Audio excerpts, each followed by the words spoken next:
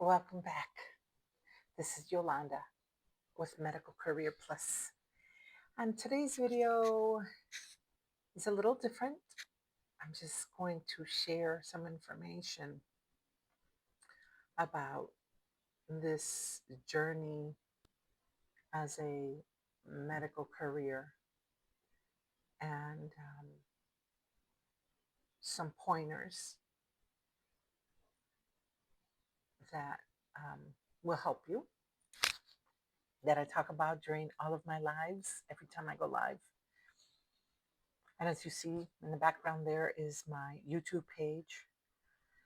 That video there talks about the basics, the car, the background check, the drug test, the insurance, the no felonies, blah, blah, blah, blah, blah. But there's a little bit more to that. So I wanted to share just some pointers as you try to find your way through this journey of a medical career and everybody's own perception of it and their own advice, whatever they give you. So first of all, you have to have those basics. That is very true. And then once you have the basics, you have to start to apply for jobs. This is where it gets a little difficult for most people. I do have videos that show you how to search for jobs and where to go, what to do. Following up is important. So you can find that here easily. One of the most important things to know is everybody's like, oh, there's no companies in my city. Of course there isn't. Of course there aren't. Of course there aren't. But that doesn't mean there are no jobs. Remember, this job is all about clinics, labs, hospitals, primarily. Then there's the second tier, which is the pharmaceuticals, the medical equipment. But primarily, the true definition of a medical courier is someone who transports lab specimens, blood, urine, tissue, sometimes organs, from a lab, from a doctor's office, to a hospital for diagnostics. So you take it from one place to another. Maybe that the lab you're in does not um, do the type of lab work necessary for that specimen, so they have to take it to a more specialized lab. And that's why you take it from one place to another. Sometimes that's the way it goes. Some of the specimen need to be chilled. That's why you need a cooler. Some need the dry ice. Some need to be at room temperature, etc., etc. Okay, so therein comes the little, details. But in the finding the job, the most important thing to understand is that you must apply to every company in your state. In your state. Okay? So if there's 5 companies in your state, apply to all 5 companies.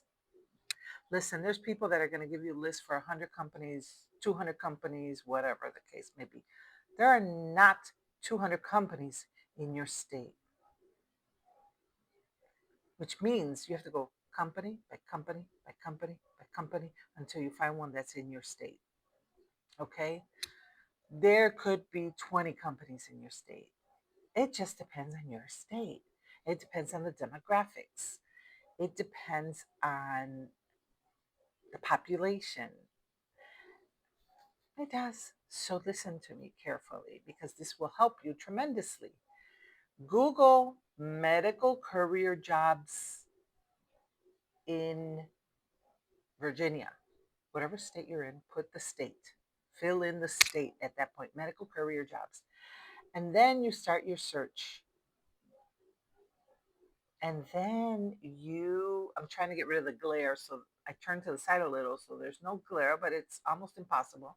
Then you start applying. Do not apply to, don't click on any of those sponsored links. Don't click on, that's why I teach you. If you watch some of my videos, you'll learn how to search. You will learn how to search. Also, if you watch some of my videos, there are companies in your state that you can apply to right now. Okay. So that's the key. I swear to you, that is the first key, is in understanding that the company is not going to be right across the street from you. It doesn't matter if it's 10 hours away from you. All that matters is that you are where you are. They're looking for you. They're looking for drivers all over the state. What they're looking to do is fill any gaps they have so that they can get as many deliveries made as possible, because that's how they make their money. So don't worry about where they are. Worry about where you are, and that you apply and that you follow up. That is the key to this whole game. Following up is important. Okay. So sometimes you can follow up, sometimes you can't. But in the case where you can, make sure that you take down the name of the company, the date you applied, and their phone number from the front of their page, which it's usually there. It is usually there. And then in a day or two, follow up. It may be uncomfortable, and I say this all the time, but you're going to have to get uncomfortable before you are comfortable. And if anybody else says that, I'm going to coin that phrase. Anyway, I'm just kidding. So that is key. That's the beginning. It really is. If you want to get into this business as a medical courier, because you're not a medical courier if you deliver auto parts, you're not a medical courier if you deliver chairs. You are a medical courier if you deliver lab specimens, like I said. Okay, from one place to another, to the hospital, to the lab, from the doctor's office to the lab, from the lab to the, da da da da da. You get it? So that's really important that you apply, and fill out every. Make sure you complete that application completely. You will be hired on as a 1099 independent contractor. What that means is you do not work for the company. You are an independent contractor. So there, it's a contract between you and them. They're saying, we need you to do this. Pick up specimen, deliver them to the hospital. Let's just say that's what they're saying. And this is what we expect from you. And this is how much we're going to pay you. This is, the requirements. So if you fulfill these requirements, we want to hire you as an independent contractor. We'll pay you every week. We'll deposit it into your bank. You give us that information, so you come to an agreement. The company, you come to an agreement. You can work as much or as little. You can talk to them about that up front. I would honestly like to work from 8 to 4, and just, you don't have to give any reasons. It's your business why you want to work from 8 to 4. I need to work from 9 to 3. That's your business. And so obviously the more you work, the more money you make. So that is on you, how much money you are going to make. They're gonna make you an offer as to how much they're gonna pay. They usually pay by the mile. Okay. Average rates are $1.15, $1.20. Average. Depends on where you live. Do not say Yolanda said you gotta pay me $1.20. It depends on where you live. Okay. These are the average. And so here you are, a 1099. You do not need to be an LLC to do this job. Once you want to take it further, then maybe you become an LLC if you want to hire drivers. But my recommendation, I say this all the time, is learn the job first before you decide you want to be an LLC and hire people subcontract. You know, it isn't cool to jump to to to subcontracting when you don't even know the business. You will not succeed. It's not just about delivering from one point. There are little nuances that you need to know so that when your driver calls and says, "Hey, I'm having this issue," you fully understand what the issue is, and you have a suggestion, and you have a recommendation, and you have a solution. So you're talking about stuff. The items that you're delivering are very, very sensitive. So, I mean, my recommendation is that you learn the business first, and that you understand parking, that you understand the times from one place to another, what you need to do, the return trips, delivering pharmaceuticals to people's homes. I mean, there's just a lot of little tips and tricks that you'll learn doing it firsthand, and then becoming a boss and hiring people to drive for you. I think you will be much more successful if you do it that way. Because how can you be a boss of something you know nothing about, that you've never done? So once you get your medical career job, the beauty of this is that it works in your benefit if you do want to become an LLC and start subcontracting, getting contracts and subcontracting. You're going to start building relationships as you go from office to office. You're going to start building relationships with the hospital, with the labs, with the clinics, with the rehab centers, with whatever medical facility it is that you're going to on a daily basis. You will be building relationships with them, and then the minute you decide that you want to start working on contracts and becoming your own boss and becoming a company, you will have built these relationships with these people, and it makes it easier for you to call and say, "Hey, I'm a courier and I really would love to bid on a contract." And they already know you, and and you say, I currently drive for the company I currently have been delivering to your facility, and I'd like to take it further. And you've already established relationships with a lot of these people that can vouch for you. Yeah, you get to know them. It's not just drop off and you're like number one, two, three.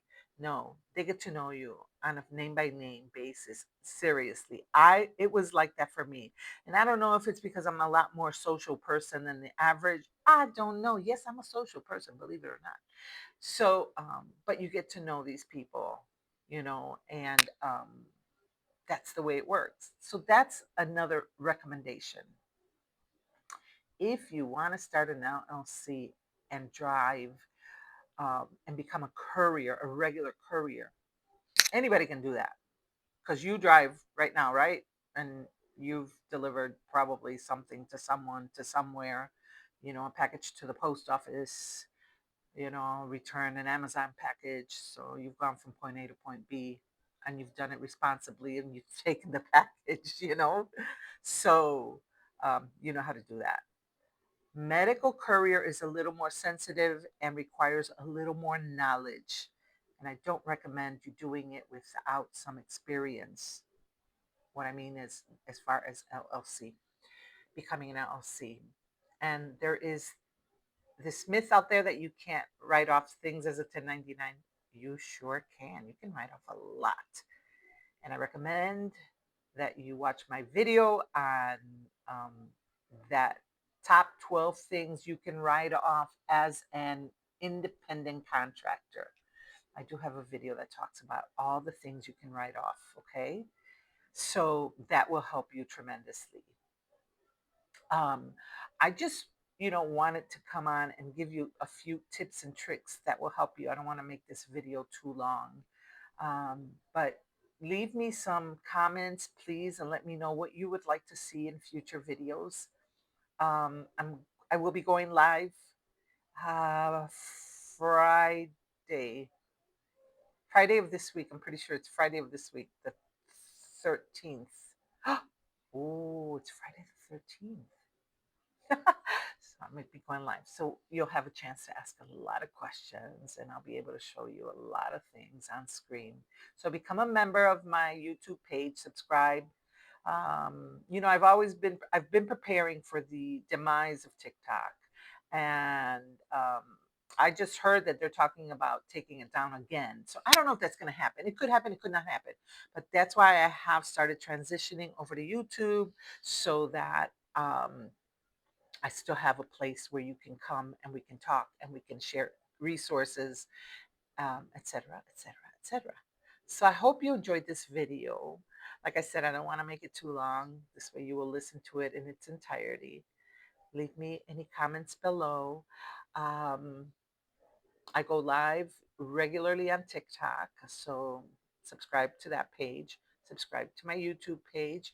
I'm currently, as you can see here, this is my main page on YouTube at 643 subscribers, which I'm pretty excited about. That's been moving up. I do have almost 22,000 subscribers on TikTok. I would love if everyone would move over to YouTube. So we'll see about that. But let me know if you have any questions. Please like and subscribe and hit the little bell so that you get notified anytime I go live so that we can be together and share information and talk about what it is to become a medical courier and what you need. Okay? So it's been great talking to you, and I'll talk to you soon.